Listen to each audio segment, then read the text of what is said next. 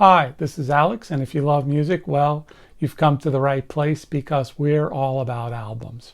Every calendar year, the Recording Industry Association of America has statistics available for music sales, revenue, and units sold each and every year. What's really interesting to note is in 2020 is the first time in 34 years, yes, since 1986, that vinyl has outsold CD. And this was rather significant. The sales in vinyl was over $619 million, whereas CD sales were at $483 million. Now, that is an increase of over 29% in sales of vinyl, whereas this is a decrease of over 23% in CD sales. However, let's look more closely at these numbers because numbers can be misleading. What we find is that CDs still have greater unit sales than vinyl. The CD sold 31.6 million units, whereas vinyl sold 22.9 million units. However, the trend is real. Vinyl is increasing and CDs are decreasing. We can't forget that this physical media, which are vinyl, CDs, cassettes, and some music videos, are only a small portion of the large revenue pie that is the music business. The music industry had a total revenue of $12.2 billion in 2020, which is an increase of over 9% from the prior year. Maybe this is due to the pandemic with more people staying at home and maybe a little bit more disposable income that people may have to spend on music. However, physical sales, which include CDs, vinyl, cassettes, and music videos, only account for 10% of all the music revenue. So, even though vinyl sales are increasing and significantly increasing by 29%, it still makes up a very small portion of the music industry revenue. So what accounts for the bulk? Well, 83% of the music industry revenue is related to streaming services.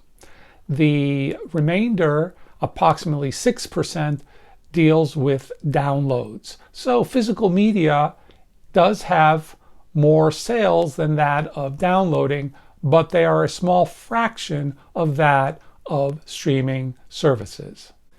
So the trends are showing that CD sales continue to decrease and vinyl sales have been significantly increasing. So you may ask, what is the point in purchasing CDs? Do CDs have any value in our musical enjoyment? Should I only buy vinyl and ignore CDs? Well, let me give you some reasons why I think that the CD still has a lot of life left to it. First of all, many of us own a large CD collection. I know I own a very large collection, and I am not at the point where I'm going to change all my CDs for vinyl. I cannot replace my entire CD collection, or would I want to? A second point is that many of the albums that I do own in my collection only came out on CD. I'm sure this will still be true for years to come. Now, here's one example.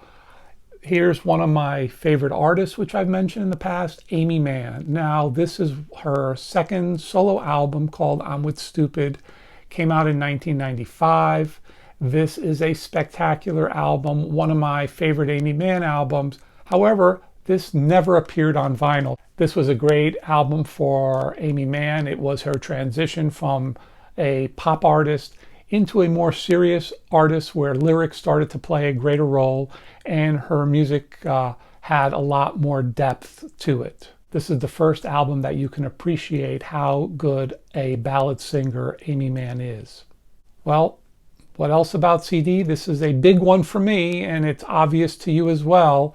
CDs are much easier to store. My God, my vinyl collection takes up so much space, and honestly, I'm running out of space for vinyl. I have to be very careful or come up with a new area to store additional albums. So really, CDs are much easier in storage, and that is actually quite important for many of us, especially those of us who live in apartment buildings. Many CDs are available now in the used market, so you can get it a lot cheaper. And I think this trend will only increase as collectors start selling off their CD collections. Here's one that you may not have thought of, is that when you do buy used music, there is much less likely a chance that the CD will be damaged and won't be playable as opposed to vinyl. With vinyl that is used, we have to worry about warps and scratches as well as dirt that has accumulated within the grooves of the album. CDs are cheaper to purchase than the comparable vinyl album today. So if your funds are tight, remember, music is still music, and that's what's important. I have also talked about this in prior videos. As humans, we are typically lazy and we like to sit in our couch, and it's hard for us to get up and flip the vinyl album over. So really, CDs are convenient. There is a remote control and you can skip tracks, replay tracks, and pause or mute if someone's coming in to talk to you. Many of these functions are not available with vinyl. However, there is a caveat. Today, there are some vinyl tables that come with a remote control, and you can mute the music. So, although it doesn't have all the functionality, some functionality is coming back. But again, CDs are more convenient to listen to than our vinyl albums, without a doubt. I have never had to return a CD due to playability. However, as you know, and I have mentioned on prior videos, that is not the case with vinyl. Early on, I had to return a lot of vinyl due to warps, but there's also scratches involved that are troublesome. The only issue I've had with CDs are the jewel case themselves, which may be damaged. Here's another one that you may not have thought of, and that is for those of you who are putting together a hi-fi, high-end stereo system. It is a lot cheaper to create a good sounding system on the basis of a CD player than if you want to purchase a system based on vinyl. Yes, vinyl is fun, but let's talk numbers. First of all, with CDs, basically all you need is a good CD player with a cable. However, vinyl requires a turntable, a tone arm, a cartridge, a phono cable to your receiver, and let's also not forget all the other stuff we need, which would include the cleaning fluid and brushes that come with our taking care of our vinyl collection. A minor point is portability. CDs can be played elsewhere. You can still play them in cars for those vehicles that still have a CD player, as well as boom boxes, which can be transported, say, if you're going up on the deck or you're going to the beach or to some friend's home. CDs can be taken with you and played. I know what you're saying. Who has a car with a CD player in it? Well, my parents do, and my parents will not return their car because of it having a CD player and all the new cars not coming with a CD player. So there, you have it. And most importantly, the point I want to make is that CDs are physical media. You can handle them. They come with album art. They have a booklet which hopefully contains liner notes as well as lyrics, just as vinyl albums do. And here's the main point. When you buy a CD, you own the music. It is yours. It's physically there. You can take it out when you want. You can play it when you want, and you can put it away when you want. I know many of you have download collections, but remember, downloads are possibly temporary. You can have a computer crash, so you better have a backup made for your download collection.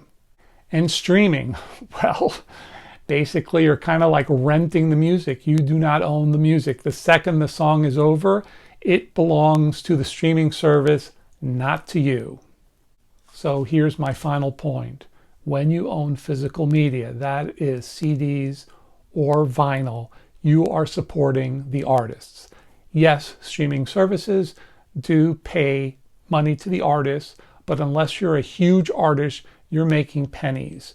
whereas a greater chunk of the profit of the sales of a CD or vinyl go to the artist. Why should we care? Well, without supporting our artists, who's going to be around to create new music for you? And if it's one of your favorite artists, maybe by supporting them, the next album they release could be their masterpiece and become one of your favorite albums of all time. So remember, when you're out there, buy physical media and support your artists. So, in summary, I do prefer vinyl over CDs. However, CDs, for all the reasons I stated above, still has value, and I will not sell off my CDs in my vast collection. After all, what's important is the music itself, and just get the music any way you can. And now for last video's unknown albums. They were both pretty easy, and here's the first one. I think most of you know this one. It is Fragile by the band Yes. This is their 4th studio album, and it was released in the UK in November of 1971, released in the States in January of 1972. This is the first album that Rick Wakeman appeared for Yes. He is the keyboardist replacing Tony Kaye, and what Rick Wakeman brought was the Moog synthesizer to the music, which Tony Kaye did not want to play, and that was the main reason for his leaving the band. This album reached number 4 on the US Billboard charts and reached number 7 in the UK. The song Roundabout was edited and released as a single, where it reached number 13 on the charts. The album came out to much critical acclaim and is a staple on progressive rock stations. It's still very popular. It sold 2 million copies in the US, making it a double platinum album. One of the highlights of this album is actually the album art itself. This is the first album art created for Yes by Roger Dean. Later on, Roger Dean would design many future albums by Yes, as well as design some of the sets that they used on their tours. What I find interesting is where the album title came from. Now, there's a lot of controversy and different people say different things, but the one that I like the best is that at this time in the band's history, they had some disharmony, and as I said, Tony Kaye left the band, and the band was basically teetering on a breakup, and so the band was, quote, fragile. And this is the mood that Roger Dean captured on the cover. I know some people say this is the ecosystem. It's fragile. The earth can break apart due to our not taking care of the earth, which is kind of nice. But I think the other one about the disharmony of the band, I like that one a little better. The second unknown album is the album entitled The Velvet Underground and Nico.